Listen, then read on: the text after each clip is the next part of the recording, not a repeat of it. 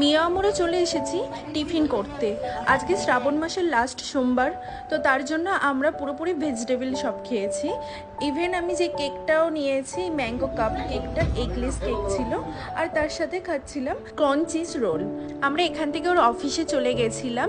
দেন আমরা ডিনার করতে চলে এসেছিলাম সোনারপুরের বাবুর্চি রেস্টুরেন্ট। এটা অনেকেই চেনো যারা যারা সোনারপুরে থাকো।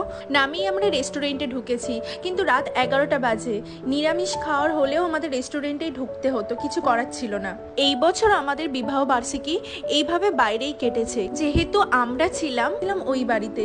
বাট ওই বাড়িতেই যদিও সেলিব্রেট হতো আমাদের বিবাহ বার্ষিকী, বাট তাড়াহুড়ো করে ওর যেহেতু অফিসিয়াল কাজ ছিল তার জন্য বেরিয়ে পড়তে হয়েছে আমাদের। তার ওপর শ্রাবণ মাসে যেহেতু লাস্ট সোমবার ছিল, তো আমাদের নিরামিষ খেতে হয়েছে। দেখো আমরা নিরামিষ এখানে নিয়েছিলাম তন্দুরি রুটি, মাশরুম মশলা, আর শেষে আমরা একটা সফট ড্রিঙ্কস নিয়েছিলাম।